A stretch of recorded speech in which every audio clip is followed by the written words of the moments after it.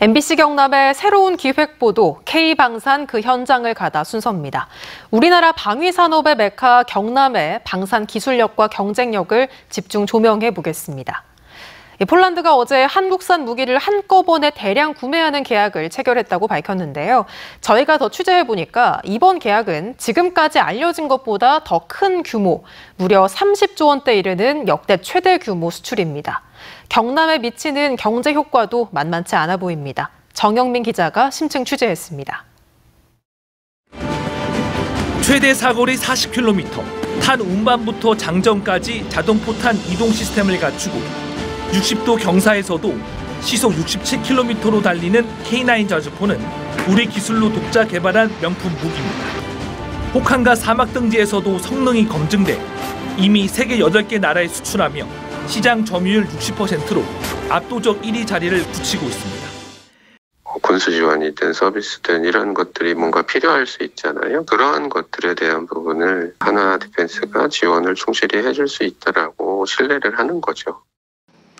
폴란드가 이 K9 자주포를 포함해 K2 전차와 경공격기 FA-50 등 한국산 무기를 한꺼번에 구매하는 방산 계약을 체결했습니다.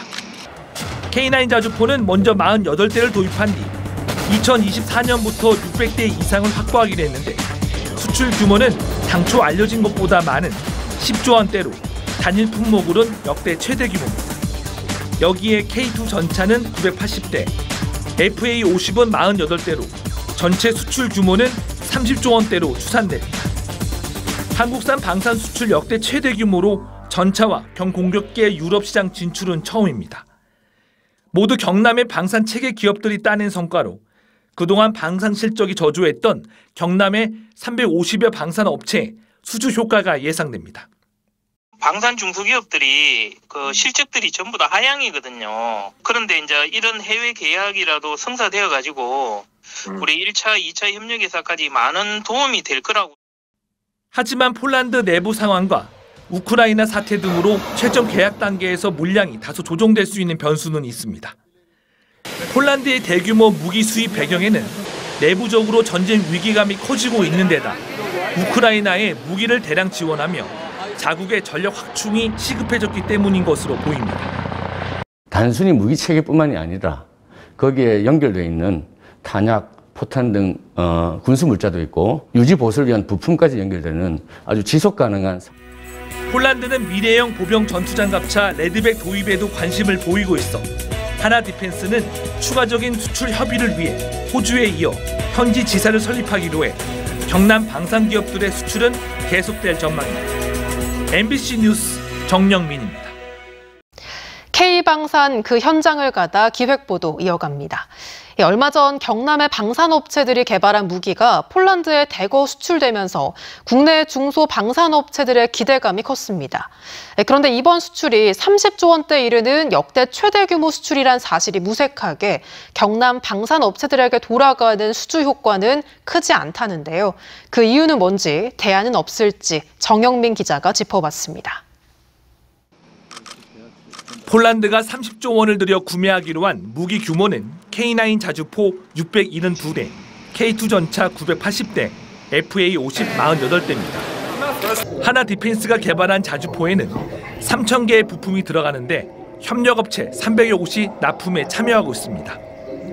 현대 로템이 개발한 K2 전차는 협력업체 1,400여 곳이 부품 6,400까지 37,000개 이상을 만들고 있습니다.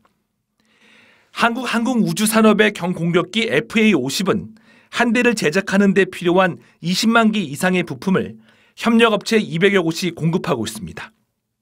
항공무기체계 같은 경우는 정말 앞으로 이제 KF-21 같은 경우는 경남 지역에 20조 원이 넘는 경제 창출 효과도.